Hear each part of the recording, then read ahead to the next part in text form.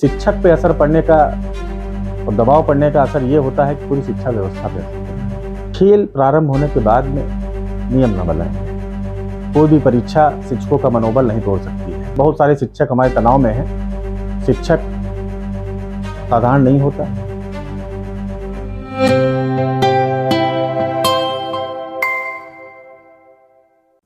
TET को लेकर supreme court के आदेश के बाद यूपी के शिक्षकों में बेचैनी है। बाराबंकी में भी शिक्षकों ने इस आदेश के विरोध में धरना प्रदर्शन किए हैं। हमारे साथ उत्तर प्रदेशी शिक्षक संघ के जिला अध्यक्ष अभिषेक सिंह हैं। वो काफ़ी शिक्षकों के मुद्दों पर लगातार सरगर्म रहते हैं, उनके मुद्दों को उठाते रहते हैं। उनसे बातचीत करेंगे कि इस आदेश के आने के बाद से क्या फ़र्क पड़ेगा और किस तरीके की मनोस्थिति इस वक्त शिक्षकों की है। अभिषेक सिंह, सबसे पहले ये बताइए कि ये जो सुप्रीम कोर्ट का आदेश है, कैसा महसूस हुआ, क्या मनोस्थिति है इस आदेश के आने के बाद शिक्षकों की? जी, बहुत बहुत आभार आपका। पहले तो मैं इस चैनल के माध्यम से आप शिक्षकों की मुहिम को और आवाज़ को उठाने के लिए जो आपका ये प्रयास है, मैं इसके लिए आपको और आपकी पूरी टीम को आभार व्यक्त करता हूँ। देखिए, 1 अगस्त 2025 को माननीय उच्चतम न्यायालय ने शिक्षकों से संबंधी एक बहुत ही महत्वपूर्ण आदेश पारित किया। हालांकि हमारे जो शिक्षक जो महाराष्ट्र और तमिलनाडु से संबंधित शिक्षक, प्रदेश के शिक्षक थे, वो पदोन्नति में टीईटी की अनिवार्यता को लेकर कोर्ट गए थे। लेकिन पदोन्नति की सुनवाई करते करते माननीय न्यायालय ने जो 1 अगस्त को अपना आदेश जारी किया, उसमें ये शर्त रख दी कि एक तरीके से टीटी को अनिवार्य कर दिया और केवल उनको छूट दी जिनकी सेवा 5 साल से कम बची हुई है।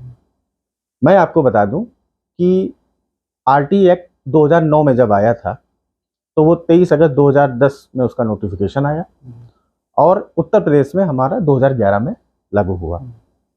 लेकिन उसके पूर्व जो भी नियुक्तियां होती थी, उसमें तत्समय में जो भी औपचारिकताएं या योग्यताएं या अहर्ताएं होती थी, वो हमारा शिक्षक पूर्ण करता था। उसके पहले कहीं टीटी की कोई जिक्र नहीं था। आरटी एक्ट लागू होने के बाद से हमारी जो भी नियुक्तियां हो रही हैं, वो सभी टीटी के बेस पर हो रही हैं। सभी समस्त टीचर हमारे टीटी क्वालिफाई हैं और जो एनसीटी द्वारा मिनिमम एलिजिबिलिटी बनाई गई थी, वो भी सभी अहर्ताएं रखे हुए हैं। उसके पहले, जैसे आरटी एक्ट के आने से पहले भाई, हमारे बहुत सारे विभाग में पहले नियम था, अभी भी है, कि टीचर्स जो दिवंगत हो जाते थे, उनके आश्रितों को शिक्षक पद पर आसीन किया जाता था। और तब क्या एलिजिबिलिटी और आज की एलिजिबिलिटी में अंतर भी हो गया है।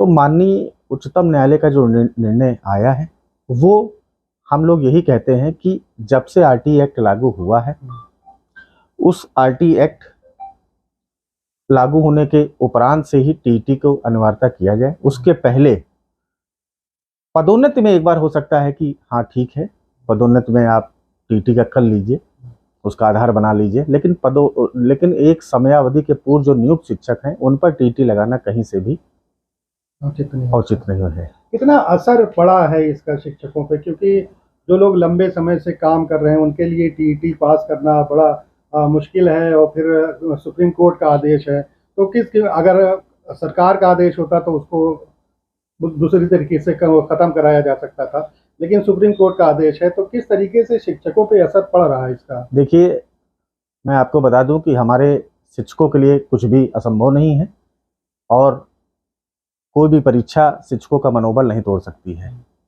परंतु माननीय उच्चतम न्यायालय के आदेश की हम लोग एक प्रशंसा ही करते हैं, और लेकिन बस हम लोग जो ये आह्वान कर रहे हैं, ये मांग कर रहे हैं कि माननीय उच्चतम न्यायालय को अपने विचार पर पुनर्विचार करते, अपने आदेश पर पुनर्विचार करते हुए यह केवल आरटी एक्ट लागू होने के उपरांत से जो नियुक्त शिक्षक हैं उन पर इम्प्लीमेंट करें, क्योंकि आदेश आने के बाद से निश्चित है जो हमारे 50+ शिक्षक हो गए हैं, जिनकी उम्र 50+ हो गई है, उनके ऊपर बहुत सारी जिम्मेदारियां हैं।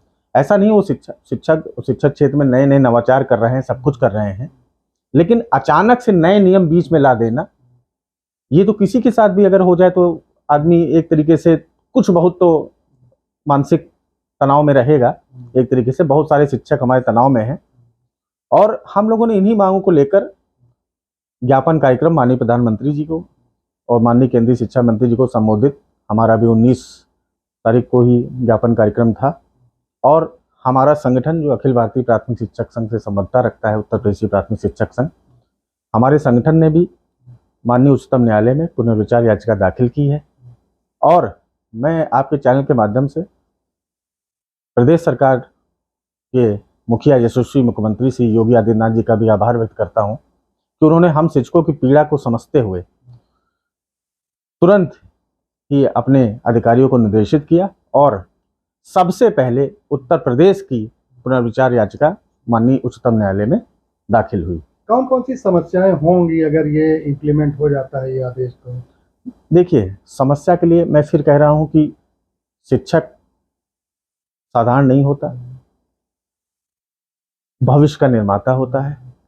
हम किसी परीक्षा के उसमें नहीं है कि हमें परीक्षा देने से कोई है। हम लोग के सेवारत प्रशिक्षण और समय समय पर साल भर में 2-2 3-3 प्रशिक्षण सब चला करते हैं, और अभी भी ऑनलाइन प्रशिक्षण हो या ऑफलाइन हो, हम लोग उसमें जो भी एवल्यूएशन होते हैं, असेसमेंट होते हैं, हम लोग उनको दिया करते हैं, बहुत अच्छे मार्क्स होते हैं। लेकिन मुख्य बात यह है कि जब आप प्राथमिक स्तर पे पढ़ा रहे हैं और उसके उपरांत में जब एक परीक्षा आ जाए, मान लीजिए टीटी, तो टीटी कोई अलग से तो प्राथमिक स्तर के लिए बनेगी नहीं। और एक समय बीत जाने के बाद में भाई कोई भी चीज हो तो कुछ तो प्रयास और कुछ तो दबाव, परीक्षा का एक दबाव जिसे कहते हैं ना, मुख्य रूप से वो है हमारे शिक्षकों में। बाकी कोई भी परीक्षा हो हमें पास करने में वो नहीं, लेकिन बस यही मैं आग्रह करता हूं कि खेल प्रारंभ होने के बाद में नियम न बनाए गए, क्योंकि आज ये नियम बना दिया गया, कल को कोई और नियम बना दिया गया। हमारा शिक्षक वैसे ही पुराने, बहुत लंबे समय से पुरानी पेंशन की मांग कर रहा है, वो दबाव में है, वो ये इस दबाव में है कि आखिर हम सेवानिवृत्त हो जाएंगे तो उसके उपरांत हमारा क्या सहारा होगा। क्योंकि पुरानी पेंशन तो बहुत बड़ा एक तरीके से पूरी सेवा जो देश और प्रदेश की सेवा में हम लोग लगा देते हैं, तो उसके उपरांत यही एक फल होता है।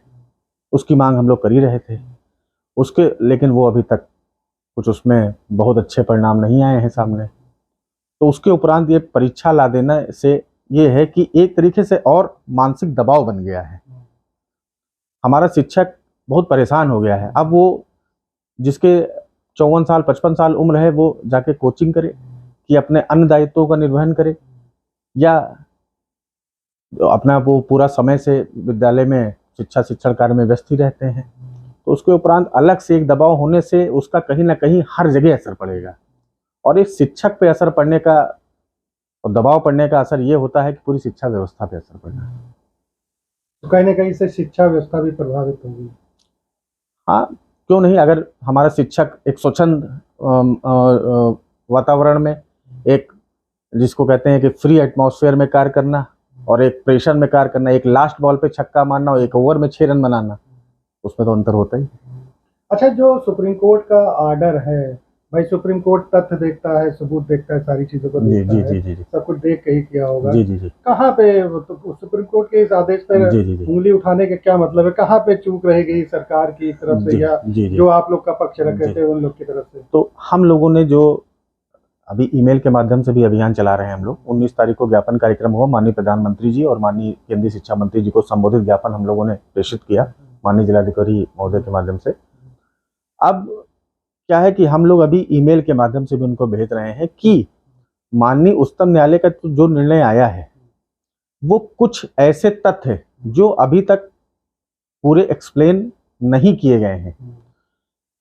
आपकी बात से मैं पूर्णतः सहमत हूं कि वहां तथ्यों के आधार पर निर्णय आते हैं, लेकिन शायद कोई पक्ष जो वहां गया था वो अपने सारे तथ्यों को, बिंदुओं को माननीय उच्चतम न्यायालय के सम्मुख सही से प्रस्तुत नहीं कर सका। इसीलिए हम लोग मांग कर रहे हैं कि उसमें केंद्र सरकार हमारे इन तथ्यों को प्रस्तुत करें और अगर कहीं से कुछ भी शॉर्ट कमिंग्स हैं तो उन पे अपना अध्यादेश लाकर या कोई और नियम कानून लाकर उस पे अपना परिवर्तन करें। कितने शिक्षक हैं जो इस आदेश से प्रभावित हो रहे हैं? देखिए, जनपद बाराबंकी में तो औसतन 2,500 से 3,000 शिक्षक, और अगर पूरे प्रदेश में बात की जाए तो हमारा 2.5 से 3 लाख शिक्षक इससे प्रभावित है, क्योंकि 2011 के पहले जितनी भी नियुक्तियां हुई हैं वो सभी इस टीटी से नहीं है। उसके उपरांत तो सभी लोग टीटी के, क्योंकि आरटी एक्ट लागू हो गया उत्तर प्रदेश में, और 5 साल जिनकी सेवा है उनको छूट दी गई है। लेकिन वो भी छूट क्या है? वो भी छूट ये है कि आपकी सेवा तो रहेगी और उसके अलावा आपको पदोन्नति अगर लेनी है तो आपको टीटी को पास करनी पड़ेगी। माननीय उच्चतम न्यायालय ने भी अपने निर्णय में जो अन्य शिक्षक उनको 2 साल की समयावधि दी है कि आप 2 साल में वो टीटी परीक्षा पास कर लें, नहीं तो आपको सेवा से बाहर कर दिया जाएगा। तो मैं पुनः आपके चैनल के माध्यम से ये कहना चाहता हूँ कि शिक्षक कोई भी परीक्षा से या किसी भी स्तर के कोई भयभीत या वो नहीं है, लेकिन फिर कहता हूँ कि एक दबाव, एक एक्स्ट्रा प्रेशर शिक्षक ही के लिए क्यों? जी, और भी शिक्षक है, और भी अन्य विभाग हैं, अगर उनको भी ऐसा कुछ कर दिया जाए तो उन्हें भी शायद कोई दबाव, या तो भी सभी को किया जाए। अच्छा, किस किस तरीके से इस आदेश का विरोध हो रहा है? आगे की क्या रणनीति है आप लोगों की? देखिए, हमारे जो राष्ट्र के नेतृत्व और प्रदेश के नेतृत्व हैं, उनके आह्वान पर हम लोग 19 तारीख को ज्ञापन कार्यक्रम कर चुके हैं। उसके उपरांत हम लोग 23 से 28 अगस्त तक हम लोगों ने ईमेल अभियान चलाया है।